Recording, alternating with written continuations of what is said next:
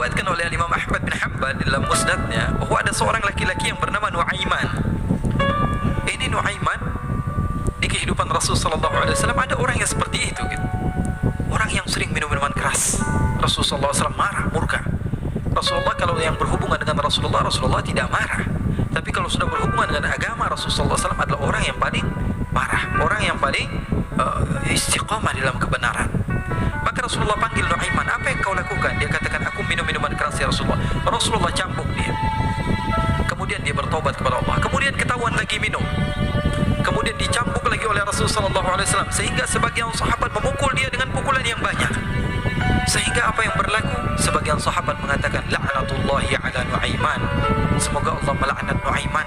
Dia mempermainkan Rasulullah. Dia bilang sudah mau taubat tapi minum lagi. Dia bilang sudah mau taubat tapi minum lagi. Maka Rasulullah SAW mengatakan, la tal'anuh fa innahu yuhibbullah wa rasulah. Kata Rasulullah, jangan kamu laknat Nuaiman, karena dia itu cinta sama Allah, cinta sama Rasulnya.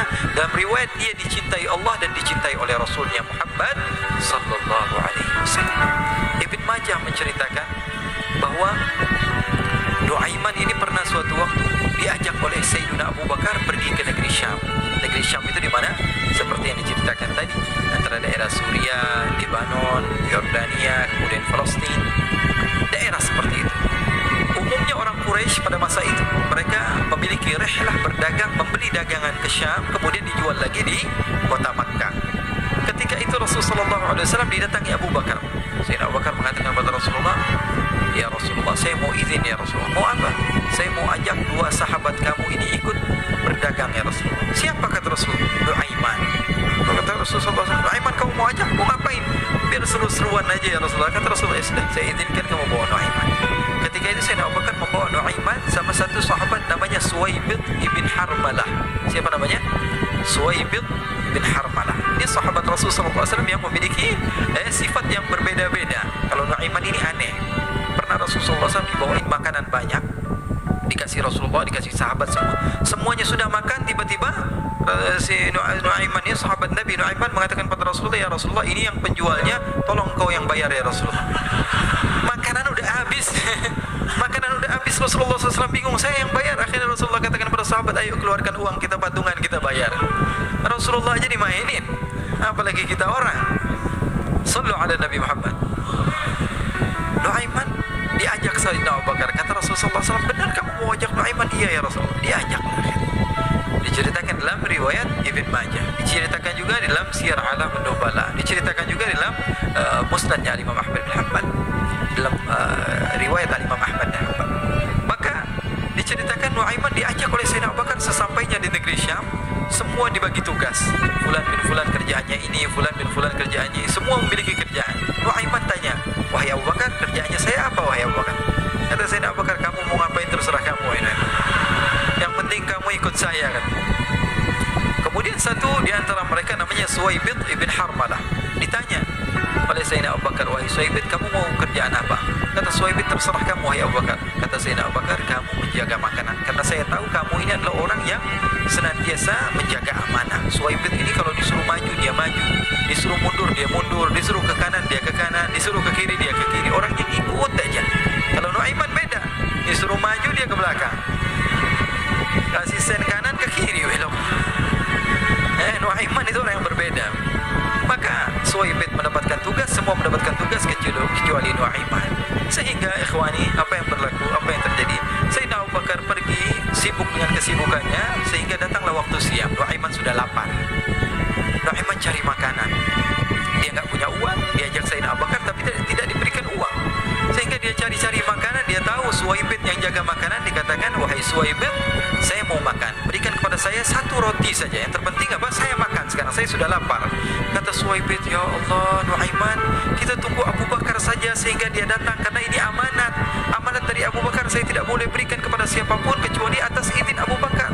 Kata Nuaiman, kasih saya makanan, kalau tidak saya bikin masalah sama kamu. Merah wajahnya Suwaibid, karena dia tahu, jangankan saya, Rasulullah aja dimainin. Bingung, apa yang harus saya lakukan? Akhirnya Nuaiman bilang, gampangannya aja, kata Nuaiman, kamu kasih saya makanan, atau kalau tidak saya bikin masalah sama kamu. Bingung Suhaib, pikir panjang. Setelah itu dia katakan, ya sudah Nuaiman, saya tetap mau jaga amanah Abu Bakar karena saya takut ini adalah perintahnya Allah, perintahnya Rasulullah sallallahu alaihi wasallam, dan perintah daripada Abu Bakar sahabatnya Nabi. Kata Nuaiman, kalau memang begitu kamu maunya, ya sudah, berarti kamu ngajakin berantem sama saya. Nuaiman pergi ke pasar. Dia cari-cari tempat penjualan hamba sahaya. Dia lihat-lihat beberapa hamba sahaya. Ini berapa harganya? Ini katanya 10 falanes. Ini berapa? Ini harganya hitungan orang zaman dahulu. Kita sih hitung seperti dirham, berapa ratus dirham gitu. 200 dirham. Yang ini berapa? 300 dirham. Yang ini berapa harga hamba sahaya? 300 dirham. Harganya antara 300, 200 sampai 100. Kemudian Nuaiman mengatakan kepada penjual hamba sahaya tersebut, saya punya juga hamba sahaya, tapi saya jual cuma 20 dirham saja, murah. Apa benar ada hamba sahaya harganya segitu? Iya, karena dia punya aib, ada kekurangan. Apa? Nanti kalau kalian tangkap, dia bakalan teriak, saya ini bukan hamba sahaya tapi orang merdeka. Akhirnya semua orang berkumpul mau beli. Ini Nuaiman sama Nuaiman diajak ke Suhaib bin Harmalah tadi. Kata Nuaiman, itu ada orang yang berdiri sedang menjaga makanan, itu hamba sahaya saya, tangkap saja. Oh baik. Diberikan uang 20 dirham, dimasukkan oleh Nuaiman ke kantongnya. Kemudian Suhaib ditangkap. Ketika ditangkap, Suhaib teriak, saya bukan hamba sahaya, saya orang merdeka. Maka orang-orang tersebut mengatakan, saya sudah tahu kekurangan kamu. Ini memang kekurangan kamu, memang kamu, tapi saya tidak perlu dengan bacot kamu, yang penting kerjanya kamu gitu. Ya kan, hamba sahaya untuk apa? Untuk kerja. Mau dia ngomong apa, mau ngomel, terserah, yang penting dia mau kerja. Akhirnya ditangkaplah Suhaib dan dijual di pasar. Nuaiman punya uang banyak ini. Dia beli makanan, dia beli minuman, dia beli hadiah buat Rasulullah. Dia beli macam-macam di negeri Syam ini. Waktu itu adalah superpower, adidaya Romawi. Pada masa itu semua barang mahal, tapi Nuaiman banyak uangnya. Dia belanja ini, belanja itu, sehingga Sayyidina Abu Bakar pun pulang. Ketika Sayyidina Abu Bakar pulang, Sayyidina Abu Bakar cari, mana ini Suhaib? Kita semua sudah lapar. Kata Nuaiman dengan mudahnya dia mengatakan, sudah saya jual wahai Abu Bakar. Maka Sayyidina Abu Bakar bertanya, apa yang kau lakukan wahai Nuaiman? Diceritakan oleh Nuaiman dengan jujur. Nuaiman ini orangnya apa adanya, tapi nyusahin. Saya jual. Akhirnya dibawa oleh Nuaiman. Sayyidina Abu Bakar pergi ke mana? Ke pasar. Lalu dibeli lagi oleh Sayyidina Abu Bakar As-Siddiq. Suhaib yang tadinya orang merdeka menjadi hamba sahaya sebentar, kemudian dibeli lagi oleh Sayyidina Abu Bakar. Pulang ke Madinah, kisah ini diceritakan di hadapan Rasulullah SAW. Maka perawi mengatakan, fadhahikan nabiyyu hatta badat nawajiduhu. Ketika diceritakan kisah Nuaiman tersebut dengan Suhaib, Rasulullah tertawa sejadi-jadinya sehingga gigi geraham Rasulullah SAW nampak di wajah mata para sahabat. Sehingga perawi lain mengatakan, 1 tahun berlalu Rasulullah, setiap ada tamu yang datang kepada Rasulullah akan ceritakan kisah Nuaiman menjual Suhaib tersebut. Jadi ada ikhwani, jangan kalian kira Rasulullah SAW itu hidup di satu masa sahabat-sahabatnya itu seperti ustaz-ustaz yang khusyuk, yang kayak Habib bin Anis ini banyak. Bahkan ikhwani, mungkin di akhir karena masa yang sudah habis, pernah suatu waktu Rasulullah SAW didatang asyraf, delegasi dari beberapa negara yang ingin mengenal apa itu agama Islam. Sehingga mereka datang ke rumah Rasulullah SAW membawa unta, kendaraan yang ketika itu kendaraan yang paling mahal mereka miliki, itu untanya yang paling mewah. Diikat di depan rumah Rasulullah SAW. Tamunya pun masuk, duduk bersama Rasulullah SAW. Di depan rumah Rasulullah SAW ada beberapa sahabat. Ada Sayyidina Hamzah, kalian tahu Sayyidina Hamzah adalah orang yang pemberani. Ada Sayyidina Umar, kalian tahu Sayyidina Umar adalah orang yang pemberani. Ada Sayyidina Ali bin Abi Thalib, ada Sayyidina Sa'ad bin Abi Waqqas. 4 sahabat ini lagi nongkrong di depan rumahnya Rasulullah SAW, berjaga sebelum Allah Subhanahu wa taala turunkan ayat wallahu ya'simuka minan nas. Ketika mereka sedang asyik duduk, tiba-tiba Nuaiman datang. Dan Nuaiman kalau datang pasti bikin sesuatu yang aneh. Bahkan dikatakan tidaklah Rasulullah SAW dalam keadaan bersedih, kecuali Nuaiman datang Rasulullah akan tersenyum. Jadi sebagian sahabat itu senang kalau sudah Nuaiman datang, pasti Rasulullah bahagia. Tapi ketika itu Nuaiman datang, ingin duduk bareng-bareng Sayyidina Hamzah. Sayyidina Hamzah katakan kepada Nuaiman, bercanda begitu, Nuaiman, kamu lihat unta orang datang dari luar Arab ini. Lihat, kata Nuaiman, ini besar banget ini, badannya besar gitu. Dagingnya pasti banyak. Iya, ini kalau kita sate enak nih ntar malam. Kata Nuaiman. Kata Sayyidina Hamzah, apakah kamu berani? Kata Nuaiman, saya berani aja asal kalian gak bilang sama Rasulullah. Kata Sayyidina Hamzah, benar wahai Nuaiman, benar. Akhirnya Sayyidina Hamzah lupa masalah itu, cuma bercanda saja. Sayyidina Hamzah lagi asik sama Sayyidina Umar, Sayyidina Ali. Tiba-tiba ternyata ketika dia melihat unta tersebut sudah pisah antara kepala sama badannya. Nuaiman mengatakan, wahai Hamzah, ini unta saya sudah potong, saya mau pergi sebentar. Kalau Rasulullah cari saya, tolong jangan beritahu di mana saya. Nanti kalau keadaan sudah aman, mari kita nyate bareng-bareng. Ini ada yang seperti itu di zaman Rasulullah SAW. Maka dia pun berlari dan berlari mencari satu tempat supaya Rasulullah SAW dia selamat daripada Rasulullah SAW. Sehingga Sayyidina Hamzah bingung, ini kalau Rasulullah keluar gimana? Ada Hamzah Asadullah, ada Ali bin Abi Thalib, ada Umar, gak bisa jaga kendaraannya, tamunya Rasulullah sallallahu alaihi wasallam.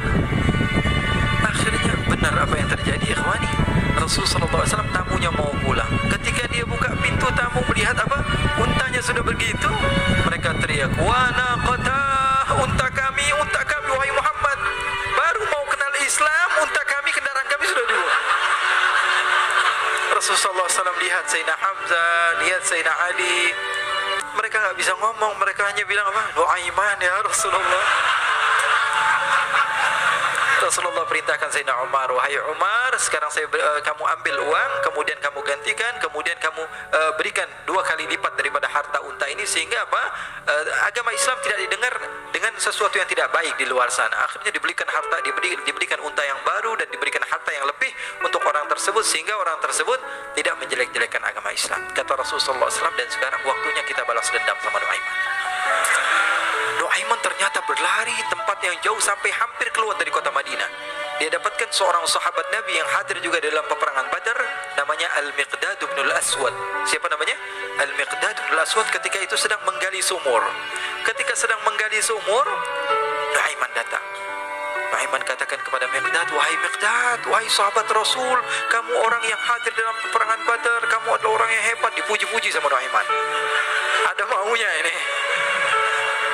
Akhirnya dia bilang, wahai Miqdad, tolong saya. Kenapa wahai Nuaiman, kamu ini kekasihnya Rasulullah, orang yang disayang sama Rasulullah. Kenapa? Saya ini sedang dikejar-kejar orang jahat. Tolong selamatkan saya. Saya pengen masuk ke dalam sumur, boleh atau tidak? Kata Miqdad, siapa yang mengejar kamu? Pokoknya saya dikejar sama orang-orang. Kamu mau atau tidak selamatkan saya? Ya sudah, selagi kamu itu adalah sahabat Nabi, silahkan kamu masuk. Masuk akhirnya Nuaiman ke dalam sumur tersebut. Lalu Nuaiman mengatakan, wahai Miqdad, dia keluar lagi. Nanti kalau ada yang cari saya, tolong jangan beritahu saya di dalam sumur ya. Kata Miqdad, baiklah. Kata Nuaiman, siapapun yang bertanya tentang saya, kamu tidak akan kasih tahu. Iya, kan? Walaupun Rasulullah yang tanya saya. Katanya, enggak mungkin Rasulullah datang ke tempat sejauh ini. Iya, walaupun Rasulullah. Akhirnya masuk Nuaiman. Setelah beberapa menit Rasulullah dan rombongan benar datang. Miqdad bingung ini. Ini kenapa Rasulullah datang ke RW kami ini? Ada apa ini Rasulullah sampai sejauh ini? Ditanya, ya Rasulullah, ada apa ya Rasulullah? Kata Rasulullah, saya cari Nuaiman. Di mana Nuaiman? Inna lillah, kata Miqdad. Nggak dijawab ini Rasulullah. Kalau dijawab saya ingkar janji. Akhirnya apa dia katakan? Wahai Rasulullah, mata saya tidak memandang kepada Nuaiman, tapi tangannya nunjuk ke dalam sumur. Sahabat. Apa dia bilang? Mata saya tidak melihat kepada Nuaiman, tapi tangannya nunjuk ke sumur. Akhirnya dibuka sama Rasulullah, Nuaiman muncul. Kata Rasulullah, Nuaiman, kamu bikin malu saya, wahai Nuaiman. Ya Rasulullah, yang bersalah bukan saya, tapi orang yang mencari saya bersama kamu, ya Rasulullah. Akhirnya Rasulullah nengok siapa, ternyata Nuaiman sudah lari kabur. Sallu ala Nabi Muhammad. Kisah-kisah seperti ini sebenarnya banyak sekali ya. Ini menunjukkan kepada kita bahwa kehidupan Rasulullah itu begitu indah. Rasulullah SAW, kalau kamu mau menjadi orang yang baik, contoh Rasulullah. Mau menjadi bapak yang baik, contoh Rasulullah. Mau menjadi pemimpin peperangan yang baik, Rasulullah. contoh Rasulullah bagaimana akhlak